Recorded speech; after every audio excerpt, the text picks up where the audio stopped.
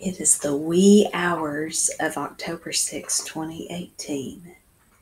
And for me, it is a great day to be alive.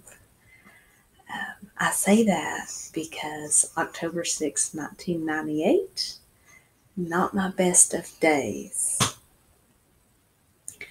Um, I've got a story to tell, and it is a testament of a God who is good and who works all things out for the good of those who love him.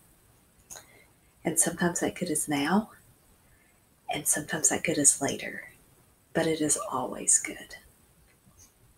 So here's my story. So, August 1998, it was very, very hot. It was my junior year in high school, and it was the end of the school day. I was standing in the bus line waiting on the bus to come pick me up. My bus was always the last one, and I had this horrendous headache, which was really typical for me. I had headaches all the time at school, and me and ibuprofen, we were really close. We had a super close relationship. And so I'm waiting on the bus to come pick me up so I can get home, get me some ibuprofen, get rid of this headache, and move on. Um, and at the time, I really would have loved for it to have gone that way, but that was not the plan for that particular day.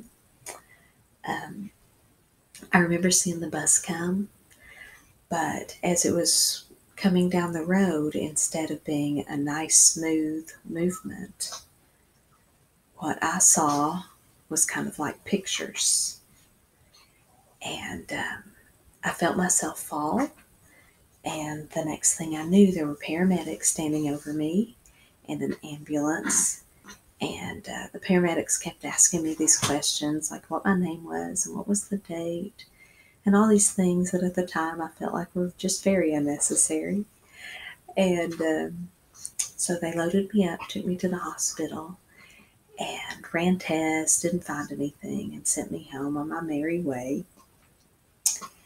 And that was the beginning of the scariest time of my life for sure. So that happened. It happened again on a bus. Buses were not a good place for me.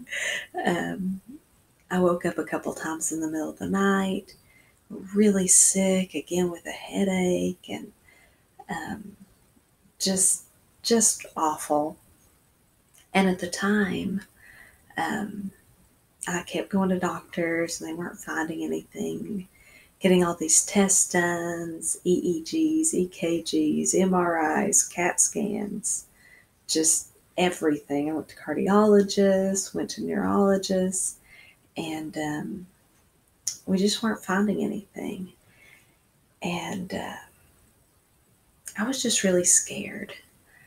I never knew if it was going to happen again, when it was going to happen again. As a teenager, I felt like it was really embarrassing. Um, just just like I had no control over just anything. And because of that, I didn't want to be around people. I didn't want to go to events. I didn't want to really do anything, um, just because I was so scared. And so I kept going to get different doctors, and finally, we found the right doctor at the right time with the right test. And we found out that what had happened is I had something called a cavernous angioma, which really basically um, just meant that I had a brain bleed, pretty much. So, if you have a brain bleed, they want to take care of that pretty quickly. So, not a whole lot of time passed between finding out the problem and getting the problem fixed.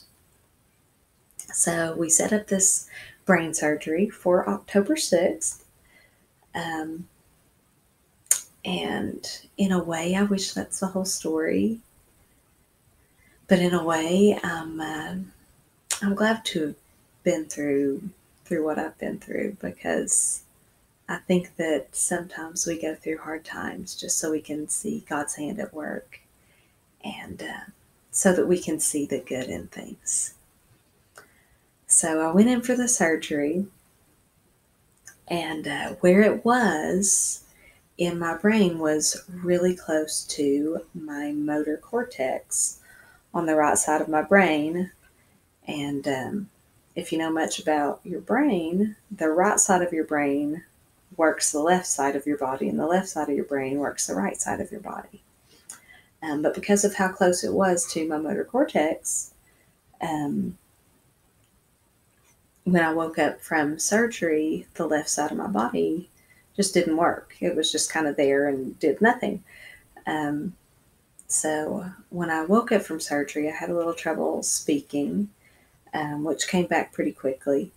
But my left side didn't work at all. It just kind of laid there, and I could pick up my hand and I could think that I wanted to hold it up, but it just wouldn't work, which was definitely weird, and also, of course, scary, because, who knows if that's coming back or how well that's going to come back. And, with a lot of physical therapy and time, that mostly has healed itself. So, I just, while it was the scariest and most difficult time of my life, it also was a time when I just had no choice other than to rely on God and just to say, you know what, I have no control over this, and I'm scared to death. And, you know, I have nothing left. So, I have to trust you to take care of me. And he did. He worked out the small things. Just as a teenager, being concerned about them shaving my head. They didn't shave my whole head. So I mean, even the little things like that I wouldn't even care about now. Um, Up to the more real serious issues. Um, going into brain surgery, you don't know what exactly that's going to do to you. Um, I wasn't sure if I would be able to speak afterwards, or, if my thought processes would work. Um, there's a lot of uncertainty when you go in for something like that. And so obviously I am able to speak, um, and things pretty well went back to normal as far as that goes. Graduated high school just on time, like the plan.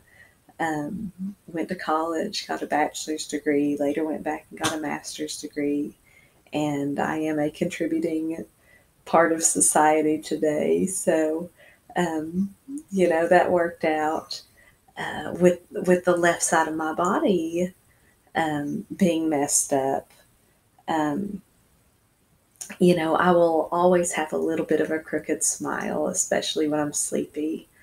Um, I will drag my left foot all around this house, and you will hear me coming from the other end of the house. Um, so there are some little things like that. But as far as like, would I be able to have children? Obviously, yes. So, you worry about things like that.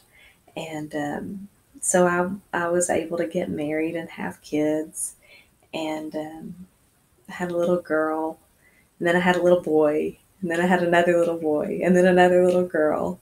So the answer to that was not only, yeah, you'll be able to have kids, um, but it was, you'll be able to have so many kids that people will lose track of how many kids you have and what their names are. So, that's a good thing. I will take it. So, through this whole thing, 20 years ago, today is my 20-year Brainiversary. Um, he has brought me through many things, and he has shown me grace and mercy, and taken me from a place where I didn't really feel like I needed to trust him to a place where I know that I can, even in the difficult days.